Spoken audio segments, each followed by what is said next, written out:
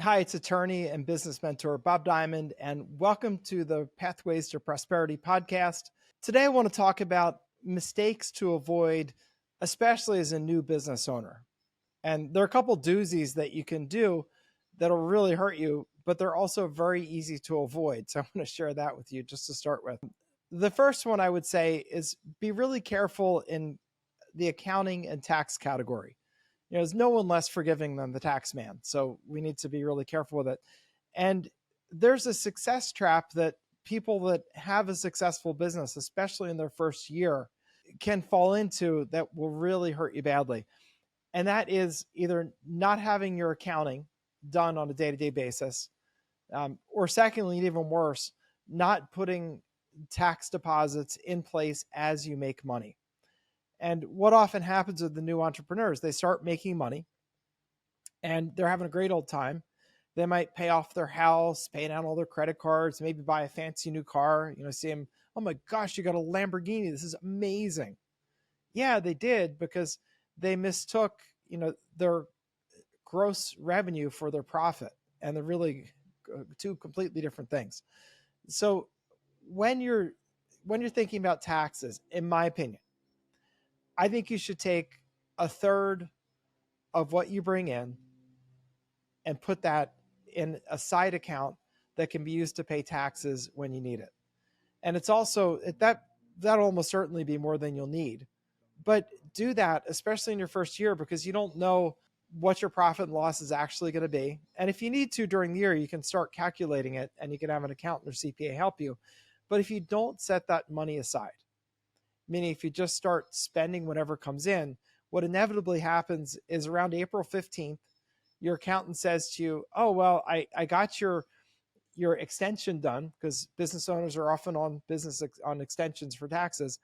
And they'll say, you need $100,000 to send with the extension because that's our estimated payment. Then you say, what are you talking about? I don't have $100,000. And the accountant says, you don't? And you say, no. And what's that mean? Well, it means you're going to get some really big interest and penalties, and usually starting out at 25% and then 5% a month till it reaches like 50%. And then it continues on from there. Not quite at the same high rate, but you've already got an enormous penalty. It is really critical that you set aside money for taxes as you bring in the money. So in the overages business, which happens to be a really super high margin business, what I tell my students and what we do internally is we take 30% of what comes in and we put that aside in a side account. And for other businesses, you can estimate your profit and then set at least that much aside every time you bring in money. And it's important you do it regularly. Now, after your first year, you're going to start making quarterly payments where you estimate your taxes and deposit them quarterly. In the first year, you're generally not going to do that because you don't have any way of knowing what your year is truly going to be like. But I'm talking about putting the money in a savings account. That's all, just a side savings account. And when you have money in a side savings account, you can always take it out. If, say, for example, the first year is completed and you have $100,000 in that side account, and the accountant says, hey, we need $48,000 for your extension. Can you ACH that money into the IRS? And you say, sure, no problem. Well, the rest of it they don't need. So theoretically, you could just transfer that into your personal or operating account and do whatever you want with it. But just do it. It really is a big mistake. It won't matter if you don't make any money, then it won't make any difference. But it's hopefully you will make a lot of money, and I don't want you to fall in that trap. The second thing I would say to think about in starting a new business that is a mistake, start with the service industry. Start with something where you're performing a service for someone else so that you don't need to have a lot of infrastructure to help you do that. Meaning you don't have fancy office space that you've rented for, 5 years or a year even, that you don't need, a bunch of staff around you. You don't need, an accounting department. You don't need a warehouse. You don't need secretaries. Instead, something you can start on the side to get it going. And that's great because you also don't have a lot of pressure that way to ramp up too quickly, because there's always a learning curve in everything that you do. And it's good if you can do the learning curve when you don't have a lot of overhead. So I like service businesses for that reason. A service business is something where you do something for someone else rather than sell them like a physical product And instead of buying an asset and letting other people use it, like for example, a rental house and then renting it out, instead of that, a service business is where you do something for someone else. Common examples of this: a plumber, an electrician, a consultant, a coach, an attorney for that matter. Someone that sells essentially their time. And those service businesses are scalable. You hear this word scalable, meaning, can I grow it bigger? Sure. You're going to add on more service providers. Those are called, for example, in law firms, they're called law firms with more than one lawyer. And you can do this with anything. You can do this with personal training. You can do dog walking, babysitting, law firms, plumbers, electricians, landscapers. The list is really endless. It's as endless as all the service businesses that are out there. And there are plenty of those you can do from home: website designers, graphic designers, people design marketing programs, people that run marketing agencies. So many of these things you can do from home and do remotely. And speaking of agencies and marketing, if you're going to become a business owner, you also need to get a really good understanding of how marketing and advertising works.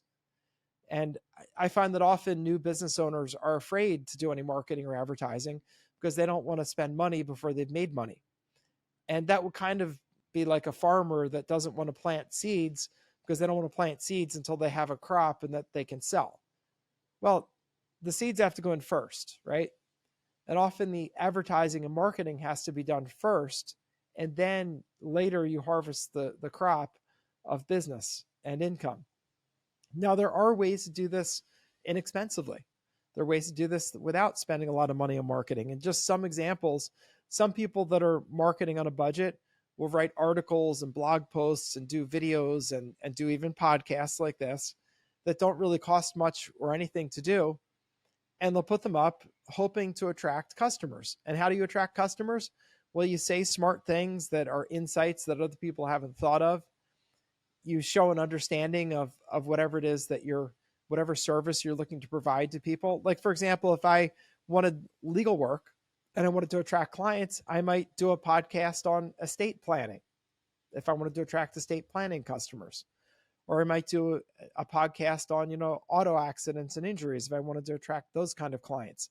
I might do something on business taxes and limiting your risk if I wanted to attract business clients. Anyway, you get the point. You put things up where people say, wow, that's a really novel idea, or that's something new, or, oh, this person really has a mastery of the content. If I was doing personal training, I would look at something where someone would say, wow, that trainer really knows what he or she is doing, and give them something interesting and remarkable to think about, and that shows that you have a mastery of it. And then you can always say to people, hey, if you're interested in my help, here's my contact information, just reach out for more. That goes with anything from personal training to law firms to any kind of business where you're trying to market.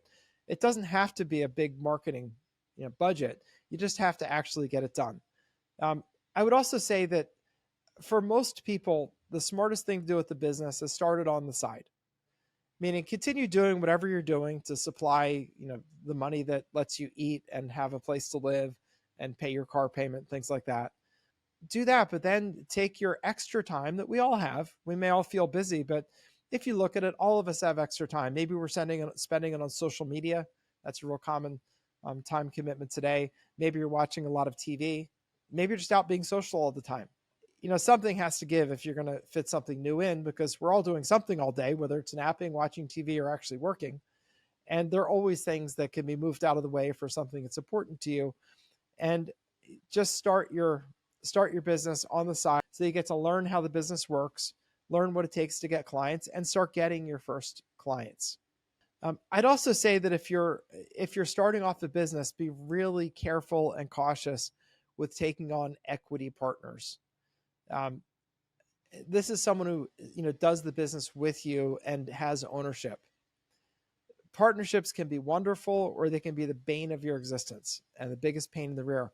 Because when someone has equity, you really can't fire them.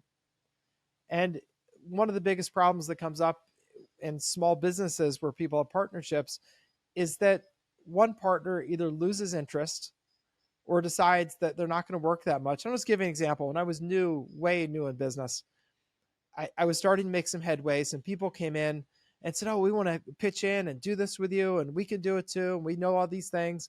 And I thought, "Oh, this is great." And I, was having trouble juggling everything, so I said, "This is great. Let's do it." And so we started doing things with them as equity partners.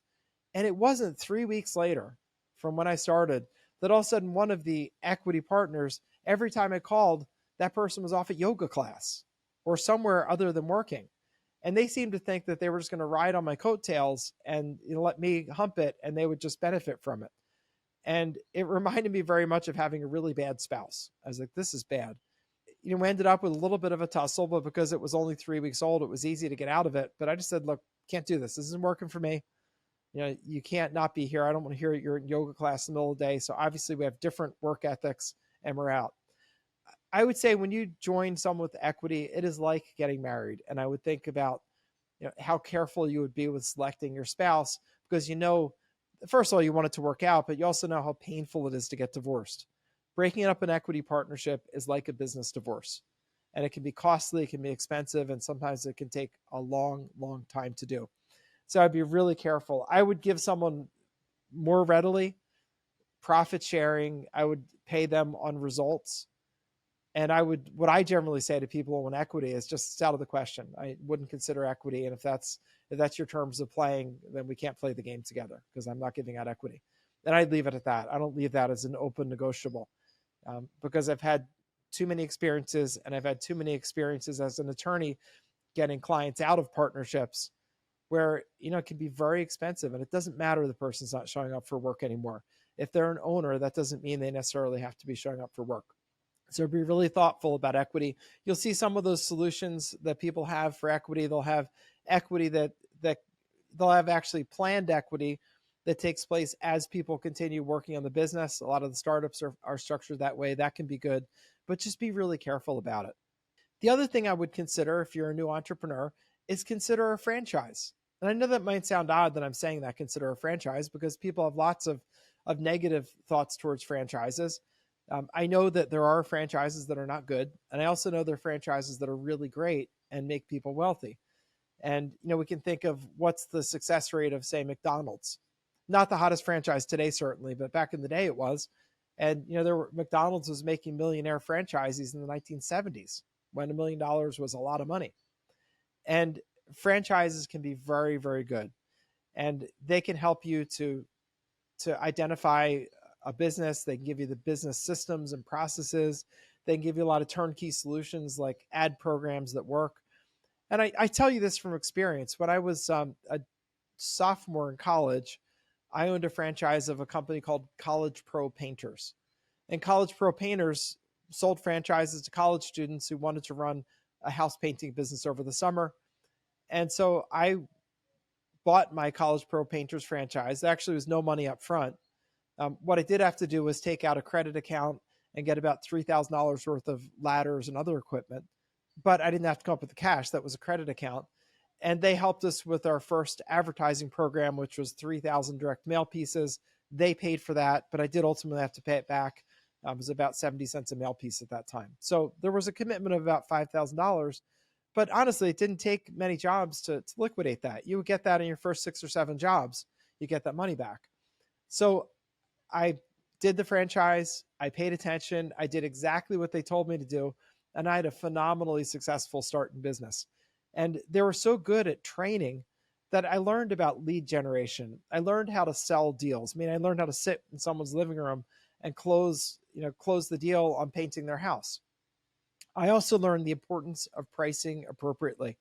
Many new entrepreneurs underprice their services. And a classic person that does this is someone that's a tradesperson that then looks to go into business offering that trade. Like, for example, say you're a painter, a house painter. That's an easy one.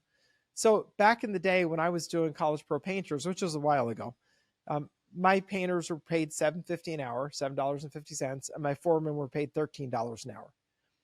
And, if one of those guys had gone out and said, wow, my average job cost that time was $1,750. And I can imagine a painter says, wow, I just got paid, $300 to do my part of the painting on that.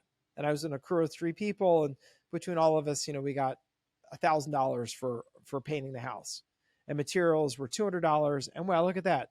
So Bob made $500 more than me, but I actually swung the paintbrush. And so I know what I'll do. I'll go out and do painting. And since I make $7.50 an hour, I'll just essentially figure out, what it would be at $10 an hour and open up a business. And it'll be great. I'll underprice job, Bob. It'll be wonderful. Well, that person gets started. And what they realize is that, first of all, they can't really run a business. When you're making a little bit of a margin, like say 50% over your cost of labor, you don't have money for insurance. You don't have money for advertising. You don't have enough coming in that you can have someone in the office, and you can be, doing office work part of the day and still making money. Because when you own the business, you have to go out and do estimates. You have to check over and pay the bills for materials. You have to go pick up supplies. You have to meet with your accountant and pay the accountant to do the taxes. Got all kinds of expenses. And what I learned is that generally in most businesses, it breaks down roughly a third, a third, a third. So 1/3 is the cost of overhead, like insurance and accountants and things like that. 1/3 is the cost of labor, painters and direct costs of labor. And 1/3 is gross profit on something you're doing. And that, those numbers do vary significantly, but it's a good way to think about it. And I found over time that it's worked for me in all kinds of businesses. A third profit, a third overhead, and a third direct labor cost. What that says to you, if you're going to have a real business, at a minimum, you're going to have to triple your labor costs in order to have any kind of a business. So if a painter is getting $7.50 per hour, the business owner needs to collect about 3 times that. So make it easy. Instead of $7 an hour, it's got to be $21 an hour that you're charging out your labor and calculating it. And it comes down that those are the right sort of minimum numbers. If you don't do that, then you'll find there's just not enough money. Things happen like a client doesn't pay on time, and then you don't have the reserves to pay your painters anyway. Like Friday comes, like, I'm so sorry, Smith didn't pay their job yet. As soon as they pay, I'll pay you, but I don't have money to pay you today. And guess what happens on Monday? Nobody shows up at work. They go work for somebody else, and your business takes a big hit. It just, you get things like you start not having workers' comp insurance because you can't afford to pay for it. And then an accident happens and there's no insurance for it and you get sued. So it's just very, very important that you price appropriately. And generally talking a minimum of 3x markup, meaning 3 times markup on your direct labor costs. And you could do more analysis of that, and you should, but it's a minimum of that. And if you're starting a business and something you're already doing, don't base it upon what you were getting paid. Based on a minimum of 3 times your actual pay rate. And that's a good place to start. I'm looking to say, the other thing I would say stay away from debt and large fundraisers when you're new in business. You don't want to be raising money from friends and family, and then because you're inexperienced and you're sort of fumbling along, if the thing doesn't work out, all of a sudden you have to face your friends and family over money that they invested that they can't get back. I would just avoid that. I think raising money from friends and family is always dicey. I realize people have to do it a lot, but I would do it after you have a high level of certainty over whether you're going to be successful or not when you're at a low level of certainty, which a startup always has. So I would stay away from that. I would also stay away from taking on a lot of debt. Don't go and refinance your house to get money to buy inventory for your business. Get started in the business in a way that doesn't take a lot of capital. Cut your teeth on it. And then when you know what you're doing, then start to expand. Then you consider taking on some debt. But taking on debt represents taking on risk. Yes, it can help you make money faster, but it can also help you, if things don't go well, to really get hurt badly. So I would be very cautious about taking on debt, and I'd be cautious about raising money. Because the other thing that new entrepreneurs do with raising money is they often don't do it correctly. And when you're raising money from investors, the SEC has rules that they'd like you to know about. You'll hear rules on securities offerings like Reg A and Reg D. At a minimum, if you're going to be raising money from third parties who are not like partners, active partners of the business, but third parties just investing, those are going to come under the securities laws, and you need to at least know what they are, at least consult with an attorney who does that, and don't shortchange it. Many new entrepreneurs do because they don't want to spend the money on a securities lawyer, which is expensive. But I can just tell you, the risk you're taking if you don't do that is very high, especially if things don't work out. Investors can and will sue you, and you don't want to be in that position.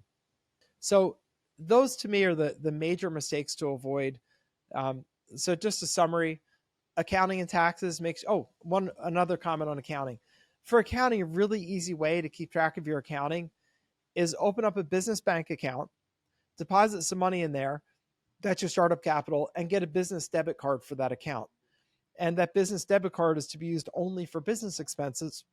And that way you'll know any transaction that's in that account is a business transaction. It's easier than intermingling the expenses with your personal credit card, where at the end of the year, you've got to go and try to remember what these transactions were and tease out which the business ones were versus not business.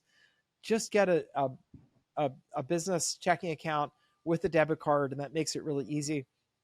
And even a simple program like Quicken, as long as you can download the transactions from Quicken, or I'm sorry, from your bank into Quicken, which most major banks have that interface, that can make it really pretty easy to do. Study marketing and do marketing. Don't shortchange the marketing, even if it just means that you're doing podcasts and doing YouTube videos and things like that, or social media postings. That's fine, but make a study of it and do it. Get it done. Do have an LLC or a corporation. LLC is a good choice if you don't know how to make a choice. Go for a service industry, something where you're doing something for someone rather than selling them a physical good you have to inventory, or rather opening up a location they have to come to, like a restaurant or a ballroom or something like that. Not a big fan of those because it represents risk. Do something you could start on the side. So it's not something that you have to plunge completely into and then panic if you're not making money quickly enough. Price it appropriately. At a minimum, it's 3 times your hard labor costs.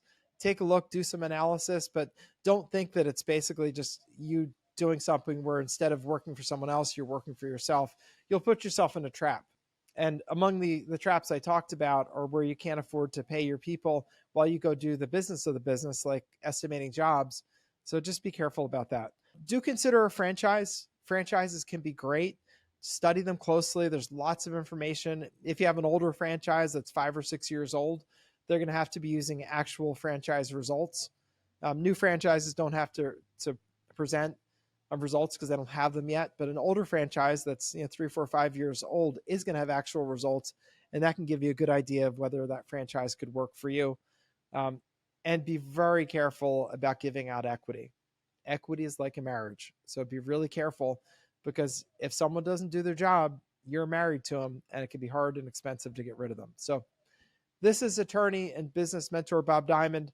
I hope that this helps you with your footsteps to prosperity and your pathway to prosperity that I'm hoping that you find, and you can have a business. Because despite all the things I was talking about today, having your own business is fantastic. You can scale it up. You don't have to be, only being paid for your own work and your own things that you do in the world. You can be paid partly by the efforts of others, as you have other people doing things for you and other staff members, and that can really be helpful. So if you like this, give it a thumbs up. Feel free to leave a review. Feel free to leave other questions. Those give me ideas on things that you might like future content on. I'm happy to give it all. I've been an attorney since 1995. I've been in business for myself since around then, and I have lots to offer you, and I'm happy to share it all. Just indicate what you'd like to know. So this is attorney and business mentor Bob Diamond signing off for now.